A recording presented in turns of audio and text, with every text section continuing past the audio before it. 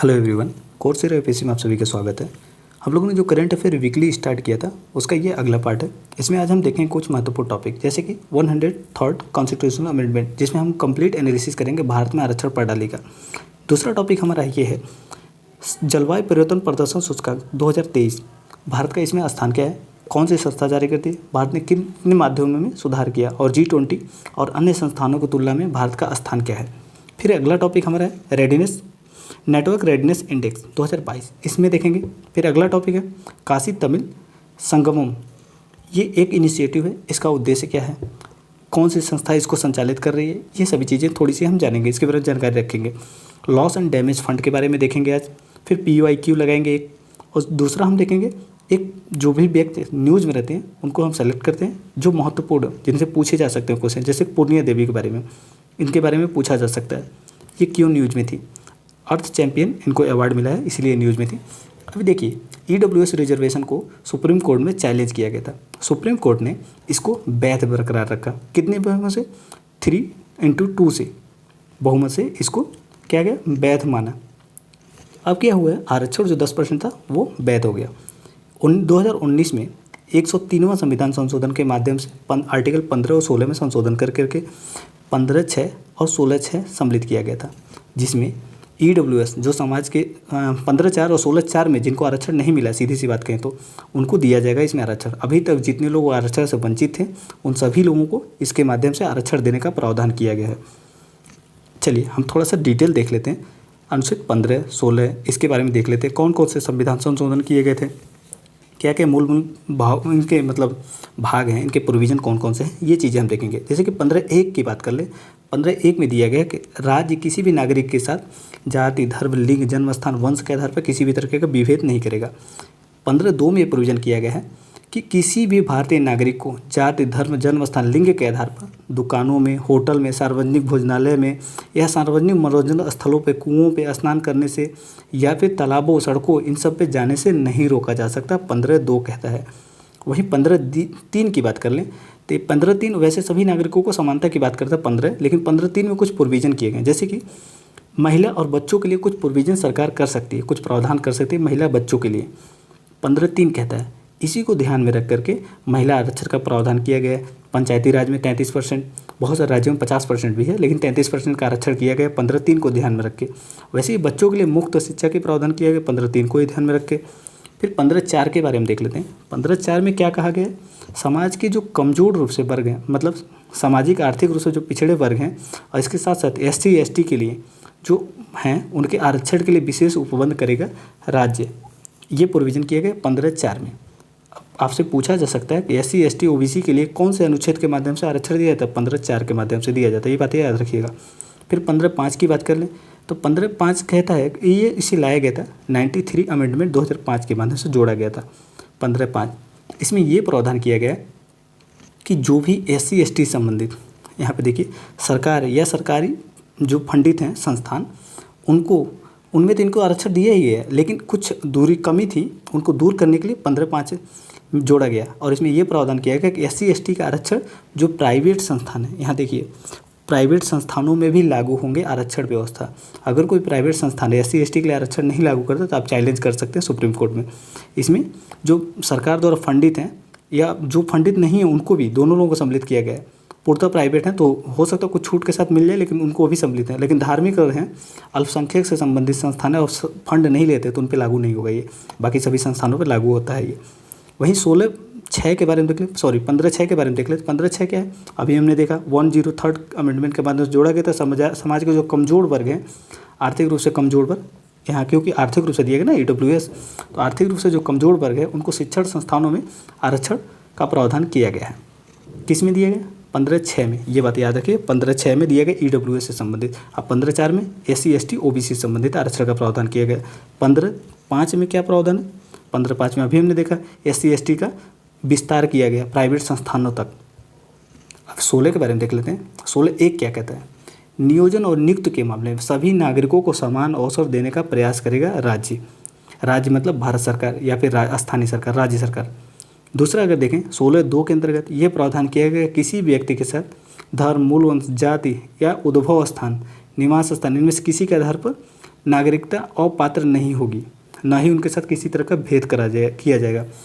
16(3) क्या प्रावधान करता है? 16(3) निवास न कि जन्म स्थान के आधार पर राज्य सरकारों को यह प्रावधान करता है कि अपने नागरिकों के लिए नियुक्तियों में कुछ प्रावधान कर सकते हैं। जैसे कि उत्तराखंड की बहुत सारी वैकेंसी निकलती हैं, बिहार की बहुत सारी वैकेंसी निकलती हैं, यूपी के बच्चे वहाँ जाकर के वैकेंसी फिल नहीं कर सकते। वैसे यूपी में कुछ वैकेंसी निकलती हैं जो केवल यूपी के बच्चों के लिए होती है। क्यों? क्योंकि निवास स्थान लगता है यूपी का। अगर आप यूपी के नहीं हैं तो आप उसको फिल नहीं कर पाएंगे। ये प्रोविज़न किसमें? 16(3) में दिया गया। 16(3) को आप याद रखिएगा। अब 16(4), 16(4)A, 16(4)B ये भी देख लेते हैं। 16(4)A किससे संबंधित है?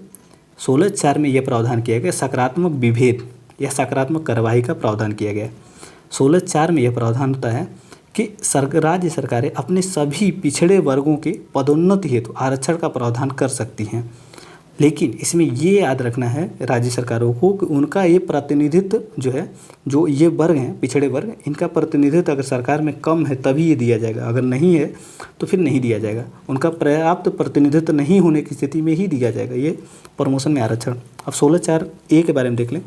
16(4)A कहता है कि अनुसूचित जाति और अनुसूचित जनजाति में पदोन्नत के मामले में कुछ रियायत दी जाएगी। राज्य सरकारें कुछ उनको यहाँ पे पर्याप्त प्रतिनिधित्व न हो तो उनको कुछ छूट दे सकती है पदोन्नत के मामले में।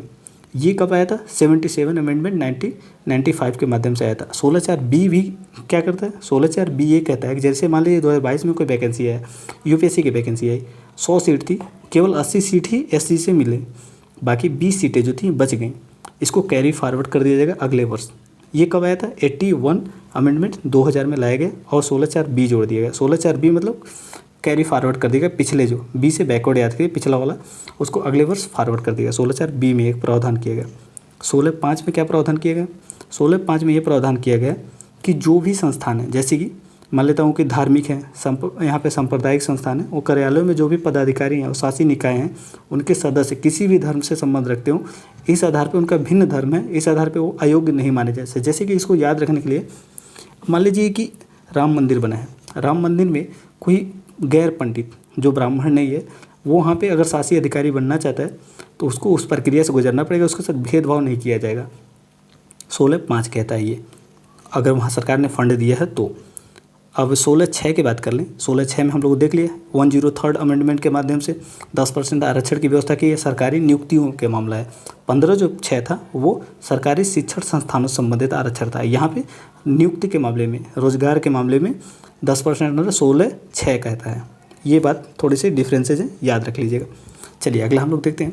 यहाँ पे कुछ संविधान संशोधन है जिनको लेकर के पूछे जाने की संभावना ज़्यादा है। जैसे कि अभी इलेक्शन बहुत सारे राज्यों में हो रहे हैं, तो हो सकता है आपसे पूछा जाए। बहुत सारे राज्यों में जनसंख्या बढ़ रही है, तो जनसंख्या बढ़ नहीं रही है, बढ़ गई है। तो देखिए 82 अमेंडमेंट की बात कर लें, 2000 में आया था 82 अमेंडमेंट। इसमें क्या प्रोविज़न किया गया? पदोन्नत के मामले में जो छूट देने की प्रावधान है 82 अमेंडमेंट का। हम लोग जो देखें 16, यहाँ पे देखिए कुछ प्रोविजन देख रहे हैं आप, 16(A) कुछ छूट दिया जाएगा पदोन्नत के माध्यम में, किसके? SC ST के लिए। तो वही अमेंडमेंट है 82 अमेंडमेंट। उनको जो मूल्यांकन होगा किस माध्यम से किया जा रहा है उनको प्रमोशन, उसमें कुछ छूट दिया जाएगी, कुछ रियायत दी जाएगी। किसको? SC ST को। फिर 84 अमेंडमेंट आता है। ये कहता है, एक टॉपिक से थोड़ा सा अलग है 84 अमेंडमेंट। इसमें ये प्रोविज़न किया गया था 90 में जनसंख्या बढ़ गई थी, फिर से रीएडजस्ट करने के लिए परिसीमन आयोग गठित करना था। तो साउथ के राज्यों ने विरोध किया और इसमें 84 अमेंडमेंट करके 2001 तक के लिए परिसीमन को रोक दिया गया, सीटें नहीं बढ़ाई जाएंगी। फिर 2001 आता है तो फिर विरोध होता है और फिर 87 अमेंडमेंट करके 2026 तक के लिए सीटों को रिजर्व कर दिया था। 2026 तक सीटें नहीं बढ़ाई जाएंगी। जो ये 84 अमेंडमेंट था ये कहता था कि 1991 की जनसंख्या को आधार बना करके जितनी सीटें जिस राज्य को मिला है उसके हिसाब से एडजस्ट कर लिया जाए। लेकिन 87 अमेंडमेंट कहता है कि उन सीटों का एडजस्टमेंट अब 2001 की जनसंख्या के आधार पर किया जाएगा। ये कुछ डिफरेंसेज हैं, बस याद रखिएगा।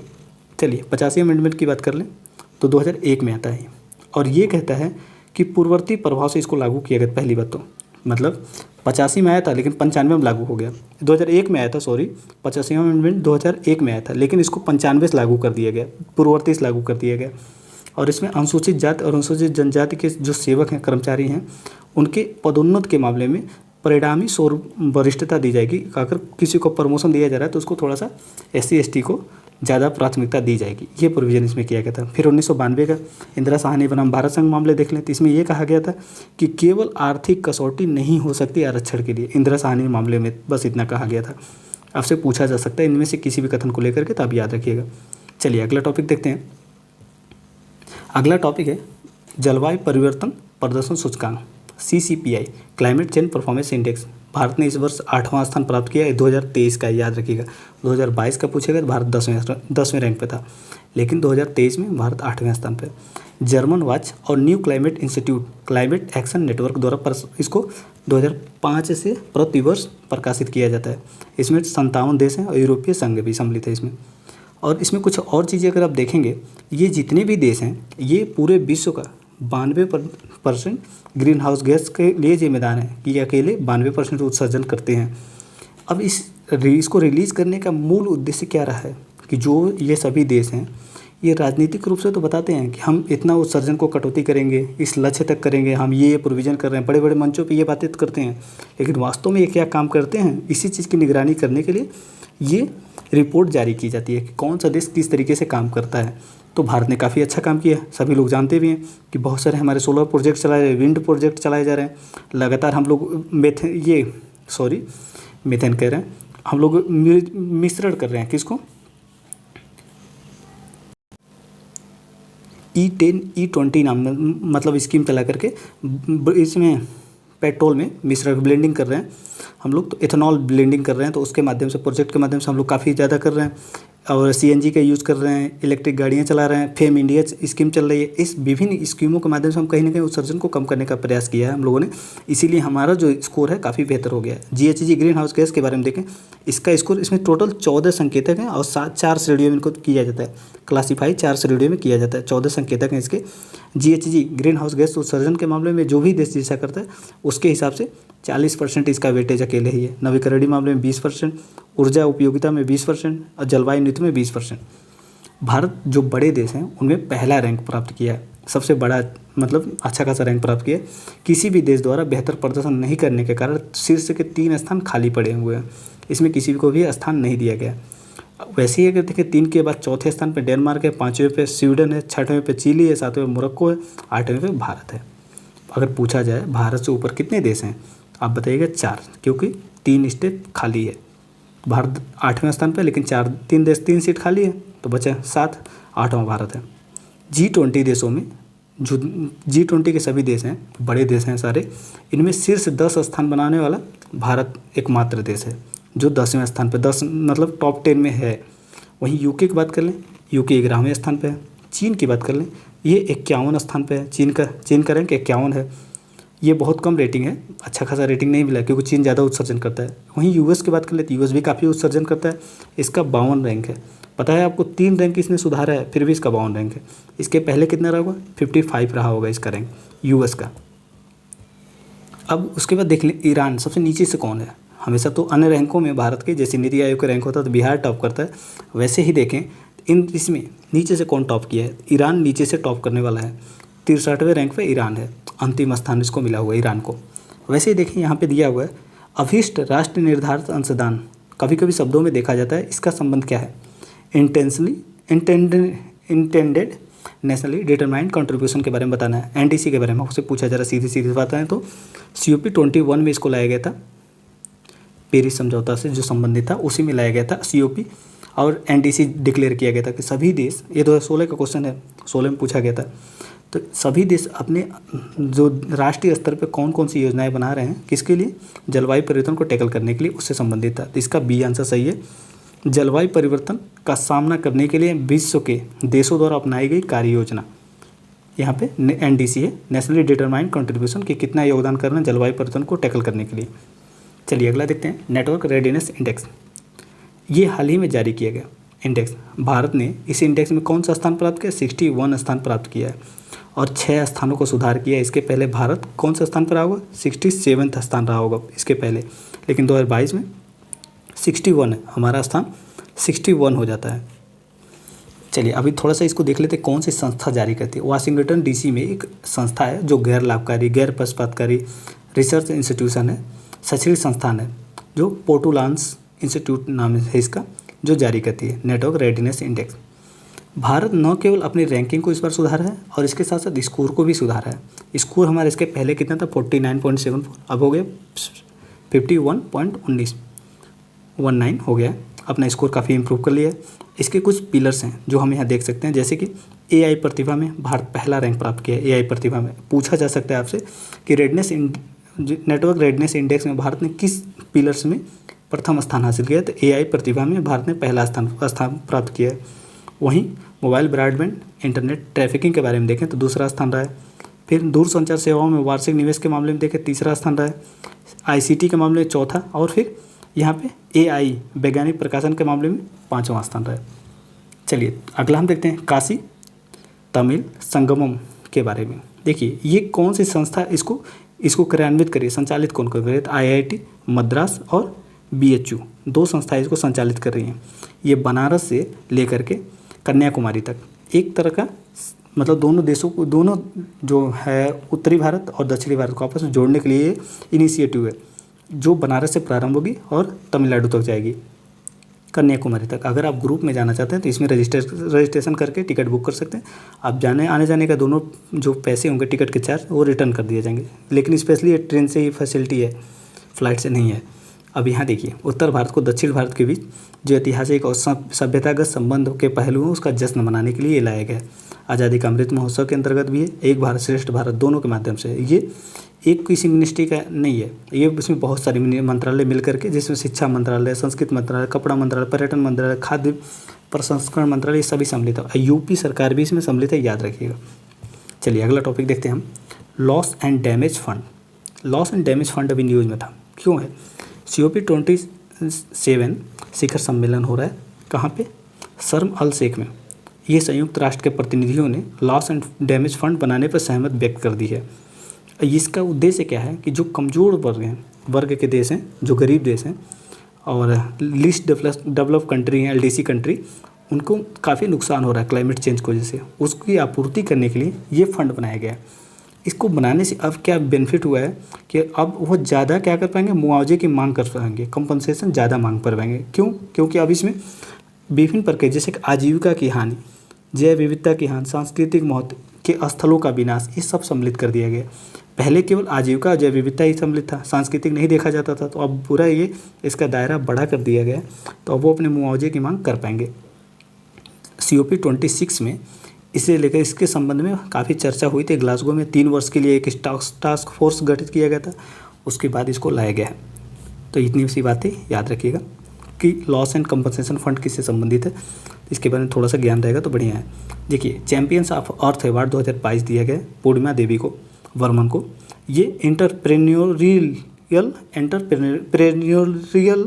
विजन श्रेणी में इनको दिया गया है। यूनिट ने इसको देता है, यूनिट देता है इसको 2022 के लिए इनको दिया गया है पूर्णिमा देवी को। देखिए ये एक पक्षी को बचाने के लिए काम करती है, जैसे ग्रेटर एडजुडेंट स्टॉक को बचाने के लिए काम करती है, ये हैं। और ये असम की हैं, वन्य जीव वैज्ञानिक हैं ये, और इनको स्थानीय रूप से हरगिला नाम के नाम से जाना जाता है। और ये यहाँ पे संस्था चलाती हैं, जैसे कि हरगिला आर्मी के नाम से, जिसमें केवल महिलाएं ही सम्मिलित हैं। और ये एक तरह से पक्षियों को बचाने के लिए काम करती है, पक्षियों से रिलेटेड कपड़े बनाती हैं, उनको बेच करके अपनी आजीविका भी संचालित करती हैं। इनको कई सारे पुरस्कार दिए गए हैं, बहुत सारे हैं, लेकिन जो उनमें से कुछ है, जैसे नारी शक्ति पुरस्कार 2017 में इनको दिया गया। विटले पुरस्कार, जिसको ग्रीन ऑस्कर के नाम से जाना जाता है, UK से दिया जाता है, 2017 में ये भी इनको प्रदान किया गया था। तो ये सब बातें आप याद रखिएगा। और इसको ग्रेट एडजुटेंट स्टॉक के बारे में देखें, ये इसका इंडेंजर्ड स्टेटस है, IUCN का स्टेटस इंडेंजर्ड है, ग्रेट एडजुटेंट स्टॉक के बारे में बात करें तो। और ये क्या करता है, जो हम लोग डंपिंग ग्राउंड में कचड़े फैला देते हैं उसको डीकम्पोज करने में महत्वपूर्ण रोल निभाता है।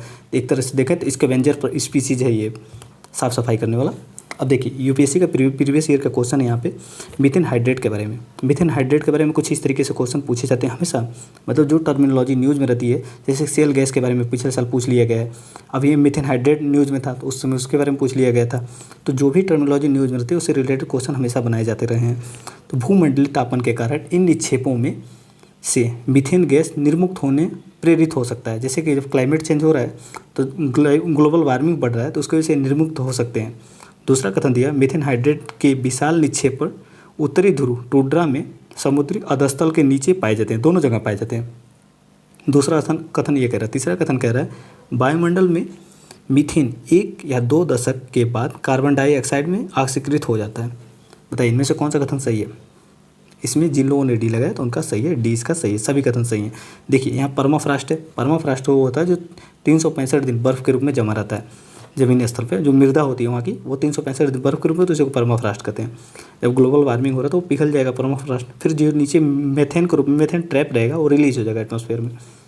अब वैसे ही यहाँ पे देख सकते हैं कि जो सी बेसिन है वहाँ पे भी ये मेथेन ट्रैप्ड रूप में पाए जाते हैं। चलिए यहाँ पे थोड़ा सा देख लेते हैं। देखिए एक पिंजरेनुमा संरचना होती है कुछ इस तरीके से। पिंजरेनुमा संरचना तो इसमें ट्रैप रहते हैं। ये ग्लोबल वार्मिंग को जैसे रिलीज हो जाएंगे, रिलीज होंगे, फिर ये क्या करेंगे, हीट को ट्रैप करेंगे, हीट ट्रैप करेंगे, फिर ये पिघलेंगे, तो ये साइकिल प्रारंभ हो जाएगी। UNFCCC जो 1.5 डिग्री सेल्सियस वाला मामला बोला था, अगर वो 1.5 डिग्री सेल्सियस ऊपर हम लोग कर देते हैं एमिशन, टेम्परेचर बढ़ा देते हैं, तो ये साइकिल प्रारंभ हो जाएगी। फिर कंट्रोल करना बहुत मुश्किल हो जाएगा। और यहाँ पे देख सकते हैं 9 से 12 वर्ष की अवधि में ये मेथेन क्या होता है, ऑक्सीकृत हो जाते हैं। वहाँ पे 1 वर्ष दिया था, 1 वर्ष में भी हो जा रहे हैं इस समय। जैसे ग्लोबल वार्मिंग जैसे बढ़ रहा है तो बहुत जल्दी हो रहे हैं ऑक्सीकृत। चलिए ये सीरीज देखने के लिए धन्यवाद।